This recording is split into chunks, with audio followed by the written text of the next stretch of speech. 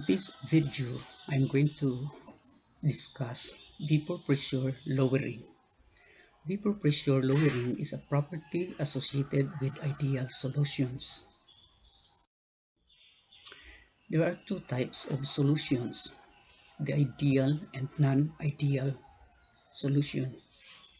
Ideal solution is said to be ideal if it strictly obeys Raoult's law at all concentration and temperature. Example, benzene and toluene.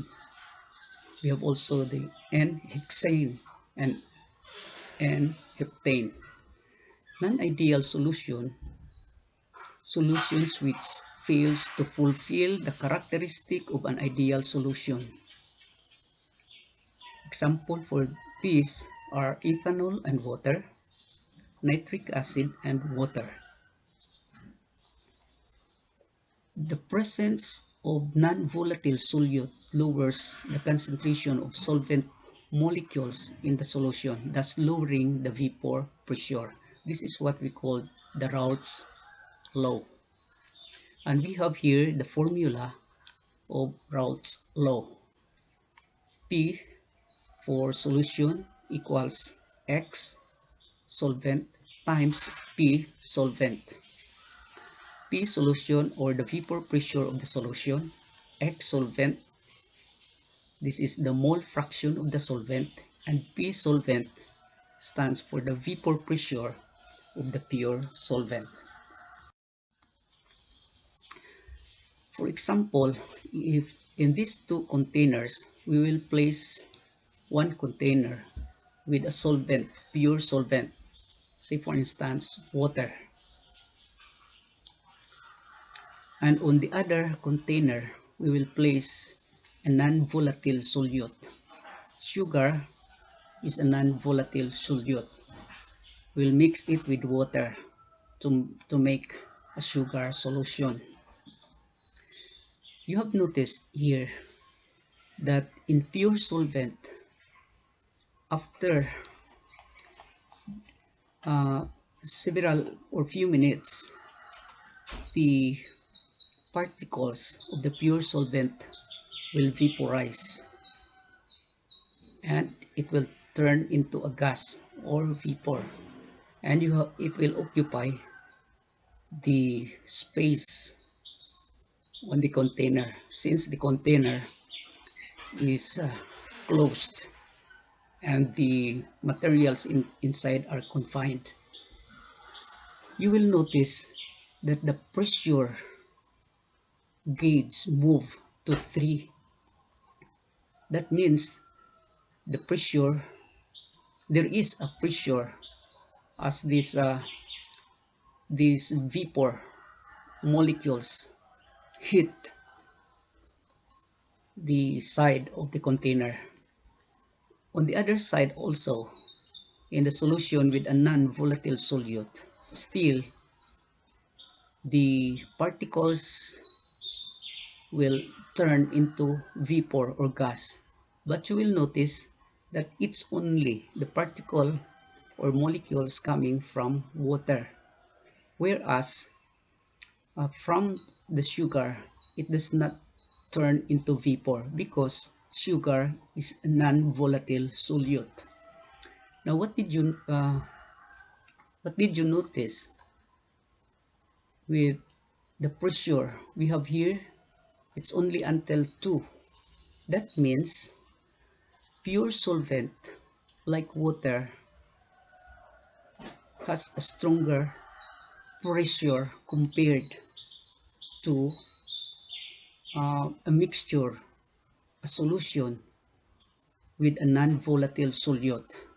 This is now the topic all about lowering, vapor pressure lowering.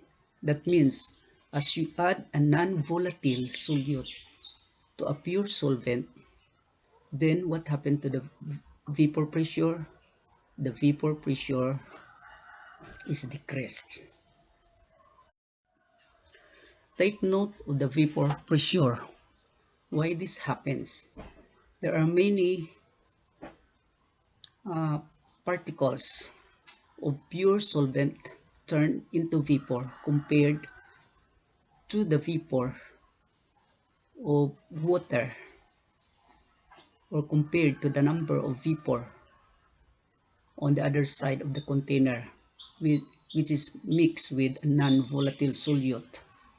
We must remember that vapor pressure is an equilibrium condition, which means that the rate of particles that are in the liquid phase going into the gas phase is equal to the rate of the particles in the gas phase going back to the liquid phase.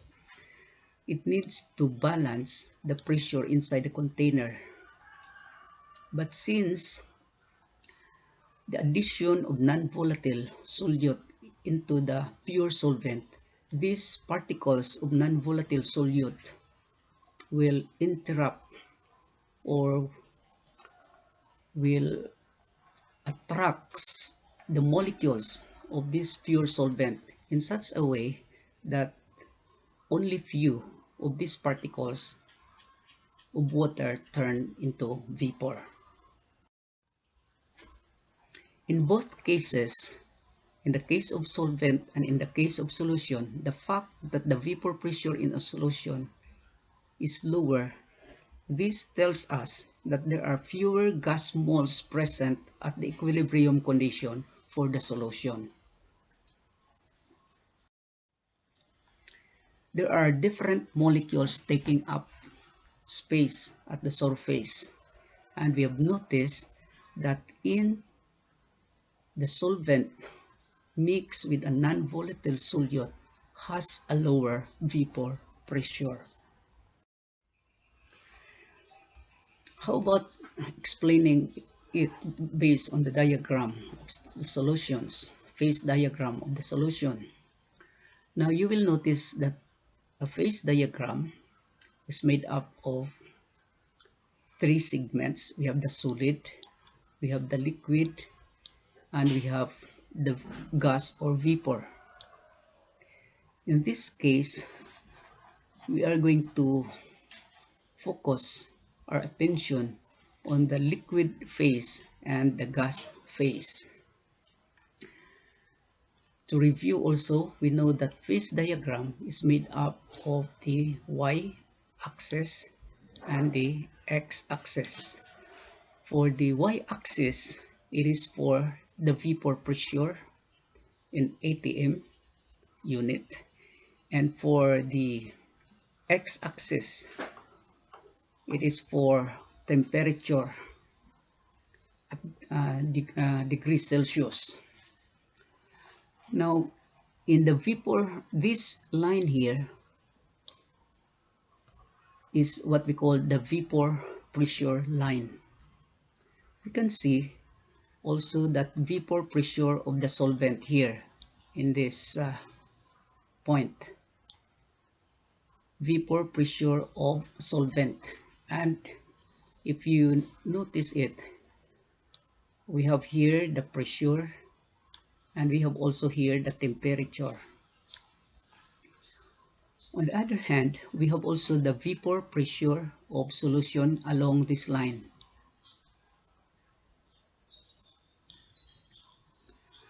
You will notice that there is lower pressure by the solution compared to the pure solvent. And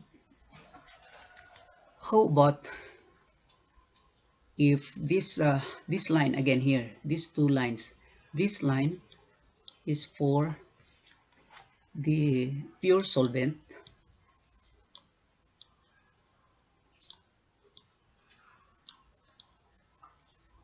okay, and this line here is for the solution.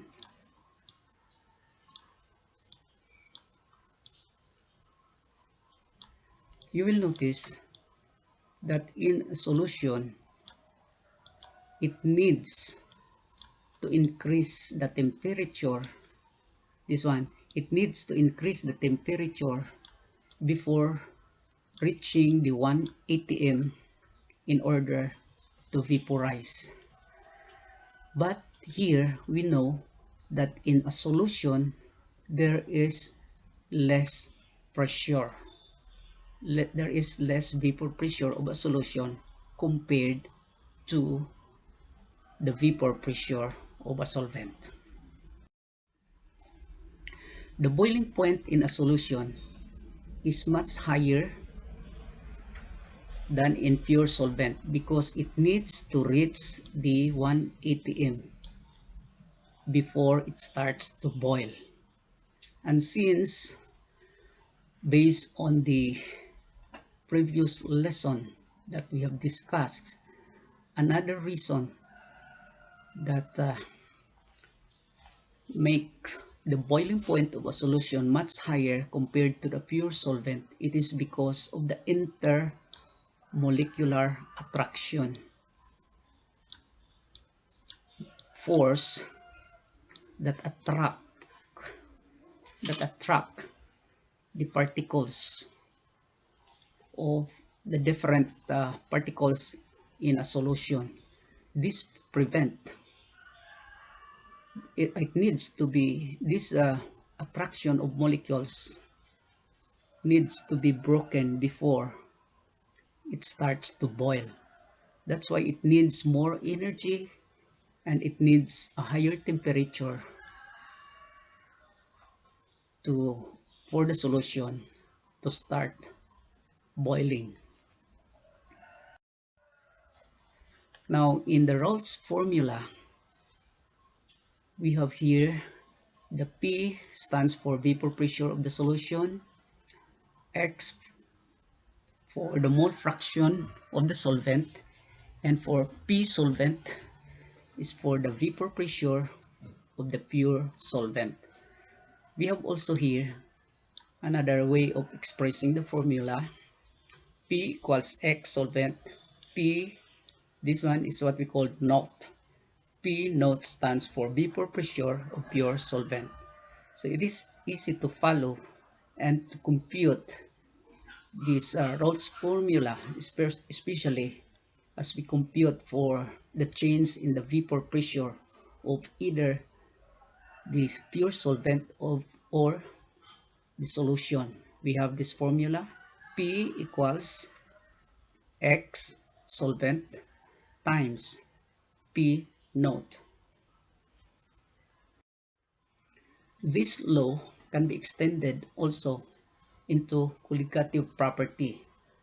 What are colligative property?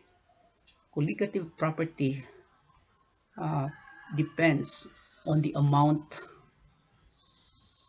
of the material and not on the type of the material or solute, as long as it is in this case of solute or non-volatile solutes.